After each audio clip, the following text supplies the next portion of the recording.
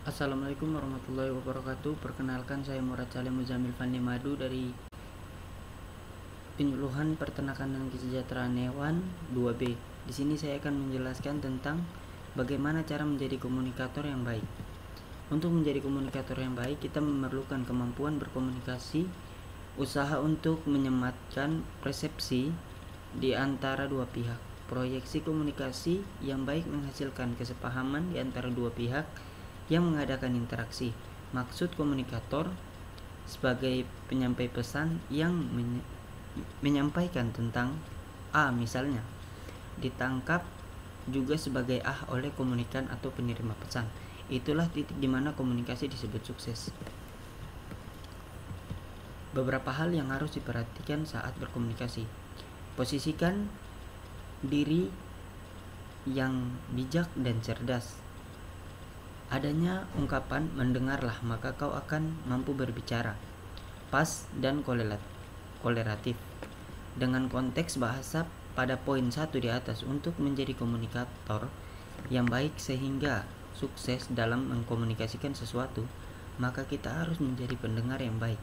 Jangan pernah sepelekan kegiatan mendengar.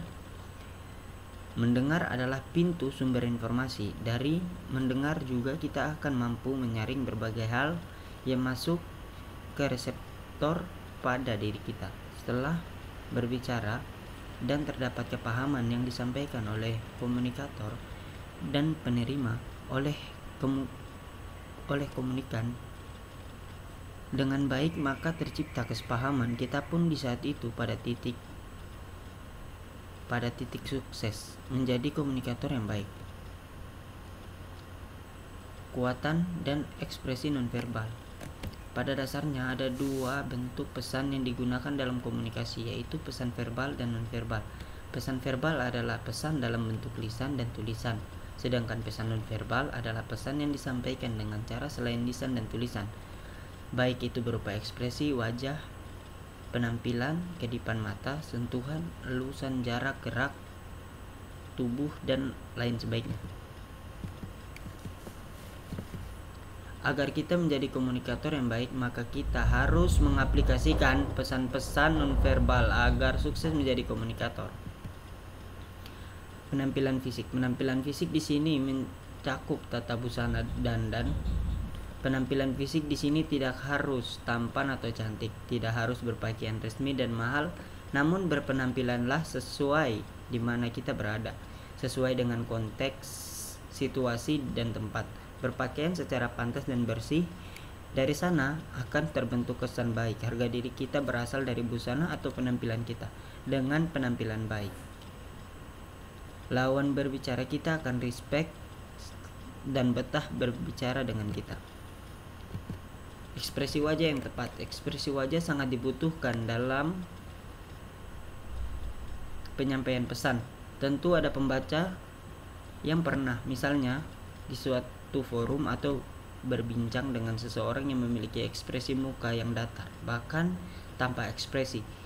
Sebagai pendengar cenderung akan bosan dengan jenuh dengan pembicara seperti itu. Pendengar akan lebih tertarik dengan komunikator yang ekspresif, yakni komunikator yang pandai memainkan emosi pendengar dengan bakal perubahan pada mimik mukanya sesuai dengan kalimat-kalimat pesan yang keluar dari mulutnya.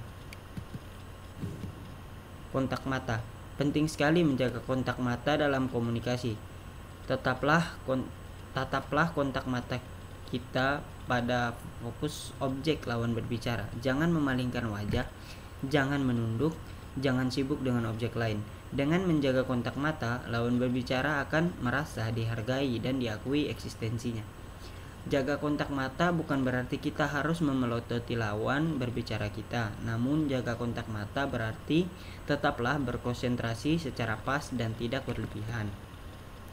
Posisi badan. Di sini kita sebagai komunikator sebaiknya benar-benar mengarah posisi tubuh kita sepenuhnya kepada lawan berbicara kita. Contohnya itu tidak boleh membelakangi lawan berbicara, tidak boleh menolehkan leher dan memutar pinggang sedikit ke arah lawan berbicara. Namun benar-benar posisi tubuh kita itu mengarah kepada lawan berbicara. Kemudian posisi tubuh tidak disarankan adalah melipat tangan di atas dada atau perut kita, atau bersedekap. Posisi bersedekap identik dengan sikap definisif, bahkan cenderung tertangkap kesan angkuh. Selain itu, sebisa mungkin hindari memasukkan tangan di saku celana. Pada beberapa kasus, bahasa tubuh ini mewakili ekspresi salah tingkah dan canggung. Jangan takut berbicara. Yang perlu untuk diketahui, pembicara di tengah suatu komunitas pasti akan mendapat lebih banyak perhatian daripada mereka yang hanya diam saja. Tetapi bukan berarti mendengar pasti tidak berkualitas. Pembicara pun tidak jarang mendapat citra sebagai sosok yang lebih berpengetahuan daripada yang sering diam. Itu sudah mindset manusia kebanyakan. Orang lebih banyak berbicara pada suatu kumpulan, apalagi ditunjang dengan cara penyampaian yang enak dan penuh antusiasme, pasti akan tampak menonjol dibandingkan dengan yang lain. Intonasi adalah pola turunan naiknya nada yang menyertai ujaran intonasi erat.